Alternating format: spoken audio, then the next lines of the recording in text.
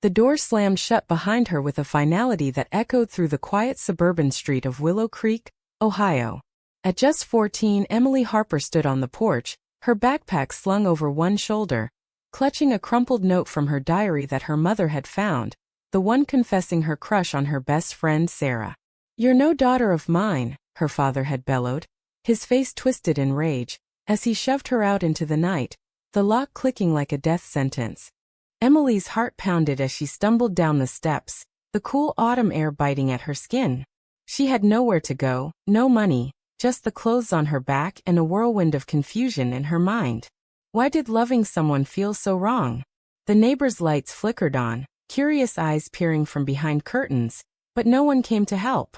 She walked for hours, tears blurring her vision, until she reached the edge of town, collapsing on a bus stop bench.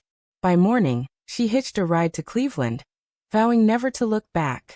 In the city, survival became her only focus. Emily bounced between shelters, scraping by on odd jobs, washing dishes, stocking shelves, anything to stay off the streets. She enrolled in a public high school under a fake last name, hiding her past like a shameful scar. But the pain festered inside, a constant ache of rejection that fueled her determination. She studied relentlessly, earning scholarships that propelled her forward. Nights were spent in libraries poring over books, dreaming of a life where she could be herself without fear. Years blurred into a grind of self-reliance. At 18, Emily landed a spot at Ohio State University, majoring in pre-law. The campus was a revelation. Diverse faces, open discussions about identity. For the first time, she met others like her. Women who loved women without apology. But trust came hard. Every friendship felt fragile, every potential romance a risk. She dated sporadically, always pulling back before things got serious, haunted by the memory of that slammed door. One evening in her junior year, she met Genevieve Rivera at a campus LGBTQ+ event. Genevieve was confident, with sharp features and a laugh that cut through Emily's defenses. They talked for hours about their shared struggles. Genevieve from a supportive family in New York, Emily guarded about her own. "Family isn't always blood," Genevieve said, her hand brushing Emily's. It was the start of something real, but Emily couldn't shake the fear. What if loving Genevieve meant losing everything again? As graduation approached, Emily aced the LSAT and secured a spot at Harvard Law School. The move to Boston was a fresh start, but the past clung like shadows. She threw herself into her studies, excelling in constitutional law, focusing on civil rights cases that mirrored her own battles. Genevieve followed her east, taking a job in graphic design, and their relationship deepened. They moved in together, building a life of quiet domesticity, cooking dinners, weekend hikes, whispered confessions under the covers. But cracks appeared. Emily's nightmares returned, vivid replays of her father's fury. She pushed Genevieve away during arguments, accusing her of not understanding the stakes. "You had it easy," Emily snapped once, regretting it instantly. Genevieve's patience wore thin. She wanted commitment, a future. "I can't keep waiting for you to let me in," Genevieve said, her voice breaking. Emily knew she had to confront her demons, but the thought of returning to Willow Creek terrified her. A phone call changed everything. It was her younger sister Mia, now 16, whispering urgently, "Emily, I need help. Mom and Dad. They're doing the same to me." Mia had come out as bisexual, and the family was unraveling. Their parents, pillars of the local church, were threatening to send her to conversion therapy. Emily's blood boiled. History repeating itself. She hung up, staring at Genevieve. "I have to go back." The drive to Ohio was tense, Genevieve in the passenger seat, offering silent support. Willow Creek looked unchanged. Neat lawns, white picket fences, the church steeple looming like a judge. Emily's hands trembled on the wheel as they pulled up to her childhood home. Her father answered the door, his face paling. "What are you doing here?" he growled. Emily stood tall. "I'm here for Mia." The confrontation erupted in the living room, voices rising like a storm. Her mother wept, clutching a Bible. "We did what was right for you," she insisted. Emily laughed bitterly. "Right? You threw me out like trash." Mia huddled in the corner, eyes wide. Genevieve squeezed Emily's hand, an anchor in the chaos. But as accusations flew, old wounds reopened, and Emily wondered if saving her sister meant destroying what was left of her family. The air in the Harper living room thickened with unspoken accusations, the family portraits on the walls mocking the fractured reality below. Emily's father, Robert, paced like a caged animal, his face reddened. "You show up after all these years with her." He gestured disdainfully at Genevieve, who met his gaze steadily. Emily stepped forward. "This isn't about me or Genevieve. It's about Mia. You can't do this to her." Mia burst into tears, running to Emily and burying her face in her sister's shoulder. It was the first hug in over a decade. A lifeline Emily hadn't known she needed. Their mother, Linda, wrung her hands. "We're trying to help her, Emily. The church says it's a phase, something we can fix." Emily's stomach churned at the word fix. She remembered the pamphlets her parents had waved years ago, promising to cure her affliction. Genevieve spoke up, her voice calm but firm. "Conversion therapy is illegal in many states, and it's harmful. Mia doesn't need fixing, she needs love." Robert snorted. "Love? This is perversion. We raised you girls right, and look what happened." The argument escalated, voices overlapping in a cacophony of hurt. Emily revealed her success, Harvard grad, rising lawyer in Boston, but it fell on deaf ears. "Success built on sin," Linda murmured. That night, they crashed at a motel on the town's outskirts. Mia sneaked out to join them, sharing stories of the years Emily missed. The family had pretended she never existed, erasing her from photos, forbidding her name. "They said you ran away," Mia whispered. Emily's heart ached. The betrayal cut deeper than the eviction. Genevieve held her as she cried, but doubt crept in. Was bringing Genevieve here a mistake? Exposing their relationship to this toxicity? The next day, Emily filed for emergency guardianship of Mia at the county courthouse. The town buzzed with gossip. Old neighbors whispering, church friends glaring. Robert fought back, hiring a local attorney tied to the church, claiming Emily was unfit due to her lifestyle. The hearing was brutal. Witnesses testified to Emily's deviant behavior as a teen, dredging up rumors. Genevieve sat in the gallery, her presence a silent declaration that fueled the fire. Emily's lawyer countered with evidence of conversion therapy's dangers, studies, testimonials. But the judge, a conservative local, seemed swayed by community ties. "Family values matter here," he intoned. Emily's testimony was raw. "I survived on the streets because of you. Don't make Mia pay the same price." The room fell silent, but Robert's eyes burned with defiance. In a recess, he cornered Emily. "Drop this, or I'll make sure everyone knows what you are." The threat ignited something fierce in Emily. She leaked the story to a Cleveland reporter, framing it as a civil rights battle. Headlines exploded. Sister fights for LGBTQ+ teen against religious parents. Support poured in, donations, petitions, but so did hate mail. Willow Creek divided. Some rallied behind Emily, others boycotted her family's business. Linda called, begging her to stop. "You're tearing us apart." Emily hesitated. Was vengeance worth the collateral damage? Genevieve urged caution. "This isn't just about winning, it's about healing." But Emily pushed forward, her decisions sharpening like a blade. Mia moved in temporarily, thriving under their care, but the custody battle dragged on. Late nights, Emily pored over case files, sacrificing sleep and her relationship. Genevieve grew distant, missing Boston's safety. "I love you, but this is consuming you," she said. A betrayal hit hard. Mia confessed she'd been talking to their parents behind Emily's back, hoping for reconciliation. "They said they're sorry," Mia pleaded. Emily felt the sting of distrust. Had she misjudged her sister's loyalty? The family offered a deal. Drop the suit and Mia stays, but Emily and Genevieve leave forever. The choice loomed, sacrifice her sister or her principles. Emily chose to fight, testifying again with renewed fire. The judge ruled in her favor, granting temporary custody. Victory tasted bittersweet as Robert stormed out, vowing appeals.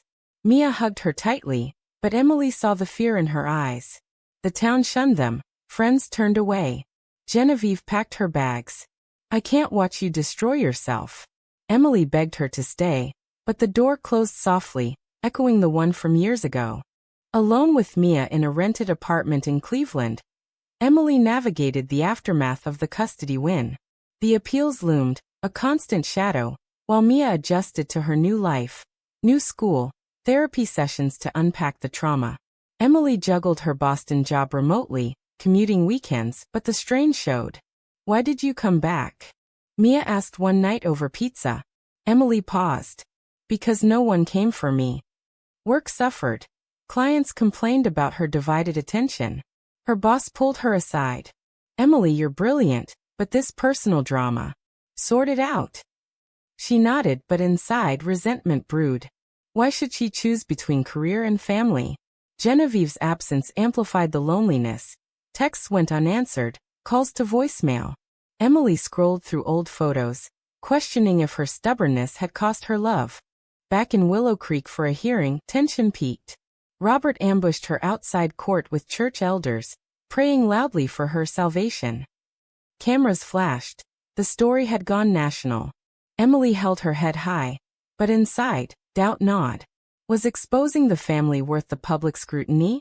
Mia thrived, joining a queer youth group, but confided fears of backlash.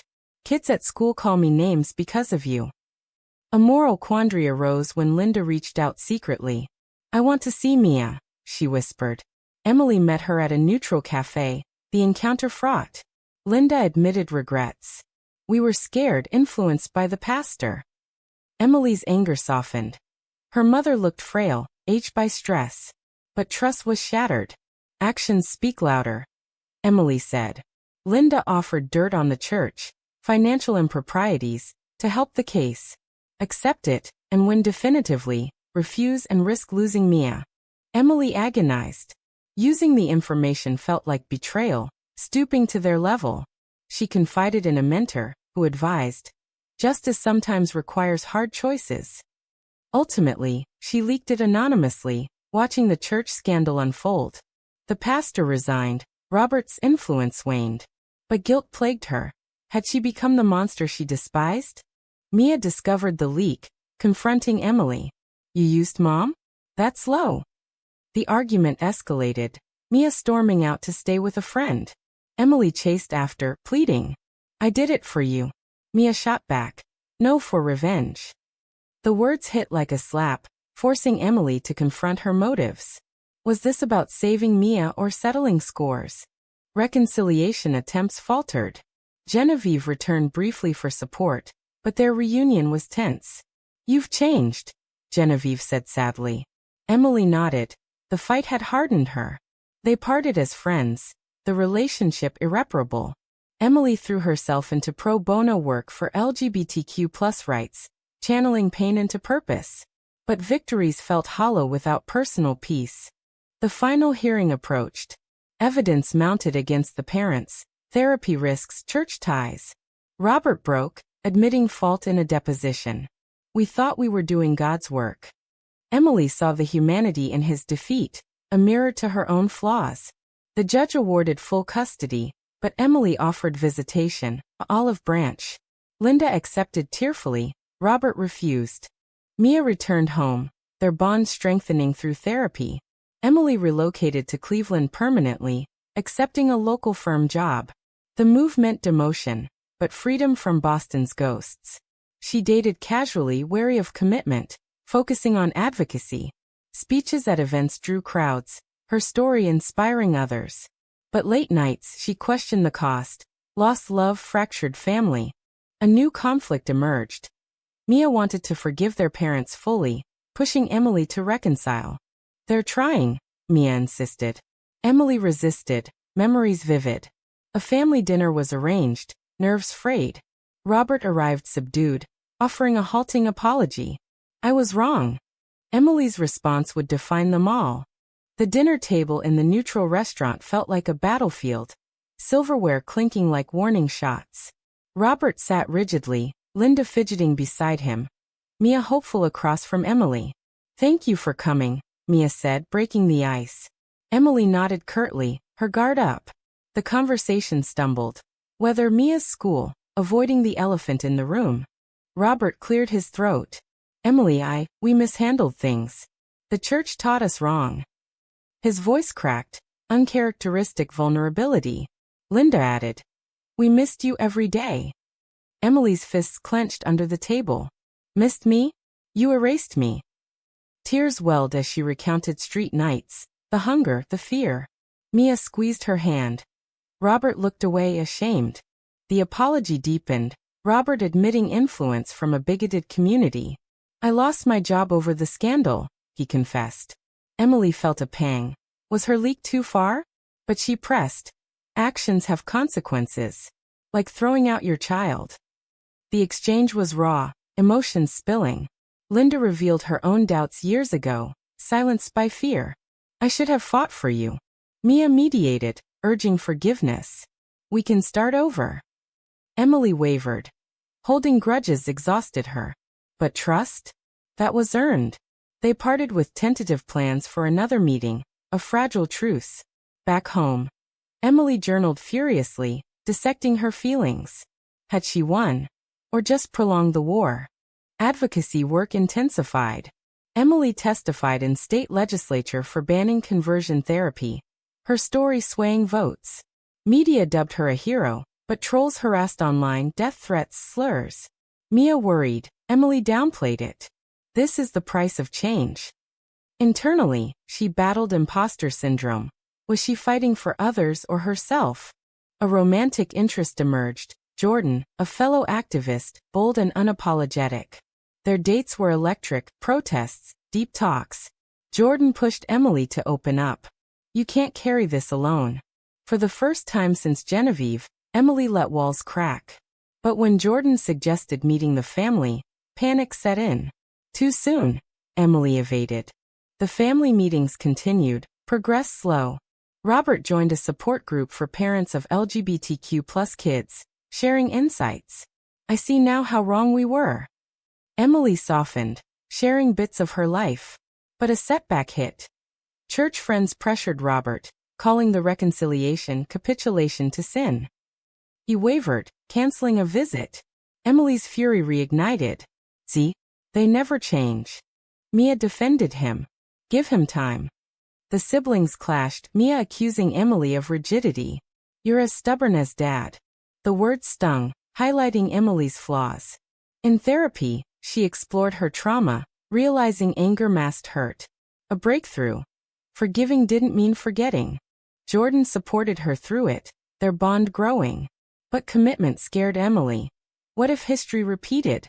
A proposal to move in together forced a decision. I love you, but I'm broken, Emily admitted. Jordan replied, we're all broken. Let's fix each other. The custody finalized, Mia chose to split time between homes. Emily approved, a step toward healing. At a family event, tensions eased. Laughter over old stories, minus the pain. Robert hugged Emily awkwardly. Proud of you. Tears flowed, closure beckoned. But society pushed back. A local ordinance debate on LGBTQ+ rights divided Willow Creek. Emily spoke at town hall, facing hecklers. Robert surprised her by attending, speaking in support. I lost my daughter once. Won't let it happen again. The crowd murmured. Change rippled. Emily's choices accumulated costs, strained relationships, career sacrifices. Jordan proposed marriage. Emily hesitated, weighing risks. Yes, she finally said, embracing vulnerability. The wedding planning intertwined with family mending, a testament to resilience. Wedding preparations brought a whirlwind of emotions, the Cleveland venue buzzing with activity. Jordan's family embraced Emily warmly, a contrast to her own. Robert and Linda attended fittings tentatively, offering help. Mia served as maid of honor, bridging gaps. But undercurrents of doubt persisted. Emily caught Robert's uneasy glances at Jordan. A pre-wedding dinner tested alliances. Toasts flowed, but when Jordan's father praised their love, Robert shifted uncomfortably. Later, he pulled Emily aside. Are you sure this is right? The question reopened wounds. Emily snapped. It's right for me. Linda intervened, calming them.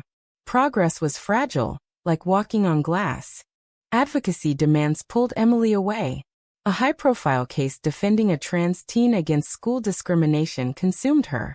Wins came, but exhaustion mounted. Jordan noticed. "You're burning out." Emily dismissed it, driven by purpose. But a health scare, a panic attack mistaken for heart issues, forced reflection. "I can't keep paying this price," she told her therapist. Mia's 18th birthday loomed, a milestone of independence. She announced college plans in California, far from Ohio's shadows. Emily felt pride mixed with loss.